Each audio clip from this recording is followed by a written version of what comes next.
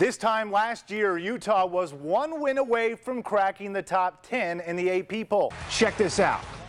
A kid runs onto the court, tries to take a selfie. Federer calls for security and even pushes the kid away. Well, you got to know there's a time and a place for something like that, and this is clearly one of them. But you got to tweet that out all over the place, right? More and more parents were concerned about player safety, which meant less and less high school players were on the sideline. Extend their safety netting about 70 feet from home plate. But the Bees are taking it one step further than that, extending the net an extra 20 feet or so all the way to the end of the dugout, meaning if you're sitting in sections 18 through 8, you're basically safe. The tailgating is great, the atmosphere is fun, but everywhere I go, people keep telling me to loosen up the tie. They say I don't fit in. Heartbreaking is right. 5-4, they fall in overtime to Montreal. Oh man, it's a big one. It's a big one. Man, there is nothing too big for this guy to catch. It just feels different. Just ask Lightning head coach John Cooper, who will step behind the bench for his very first NHL playoff game tonight as head coach. Well, fans can certainly help themselves out by putting these away and just watching the game instead.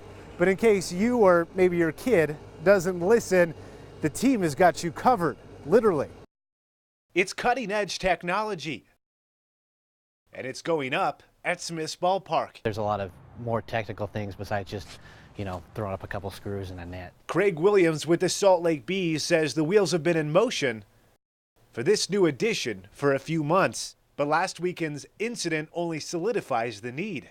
First off, that guy's a champ. Like to take that one, if he wasn't there, he would have got the barrel of the bat right in the face. According to Forbes magazine, in 2014, 1,750 fans were hurt at Major League Baseball games, which triggered this release last December from Major League Baseball encouraging clubs to implement or maintain netting that shields from line drive foul balls between the near end of both dugouts and within 70 feet from home plate. Major League Baseball suggests that teams extend their safety netting about 70 feet from home plate, which would take the net to right about here. But the Bees are taking it one step further than that, extending the net an extra 20 feet or so all the way to the end of the dugout, meaning if you're sitting in sections 18 through 8, you're basically safe.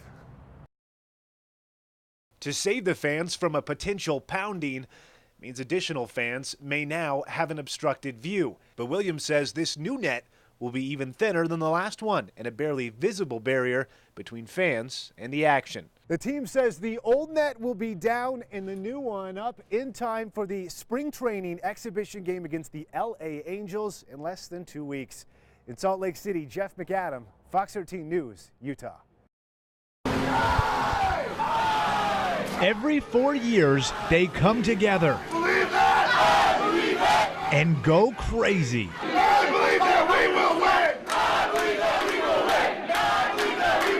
Very high energy, a lot of singing, a lot of chanting. A lot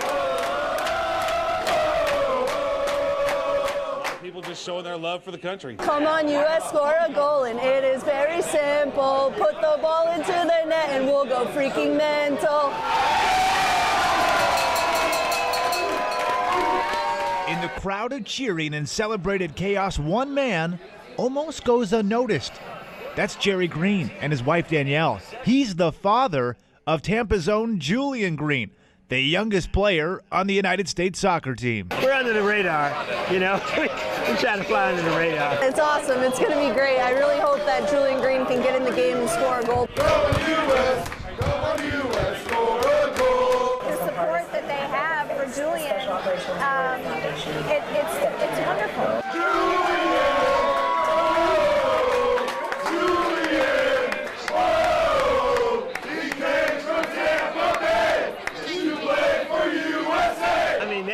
Just off the chain with the cheers and the chants. At the age of 18, this will be Julian's first World Cup.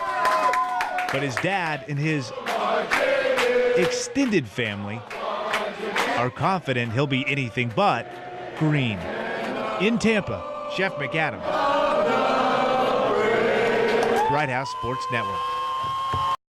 Hi, All right, Jeff. so those who know anything about College Game Day know, of course, it's about the college football game tomorrow, but then ESPN starts their production in the morning, and Utah fans can be in the background. Check it out what I'm talking about. There's footage of fans holding up signs. It takes some time, it takes some Sharpies, and takes creativity to come up with these signs. You want to come up with something clever. So that's what students have been doing out here tonight, and let's take a look at what they've come out with. Guys,